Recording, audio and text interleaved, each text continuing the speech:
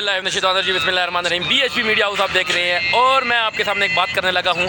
अगर कोई सुनकर अकीदा हयातुन नबी मुस्कुराए और जिंदाबाद के नारे लगाए जन्नत में जाए। मौलाना जमील तनवाली साहब मेरे साथ मौजूद हैं, सुनिएगा। अगर कोई सुनकर सहाबा के नारे,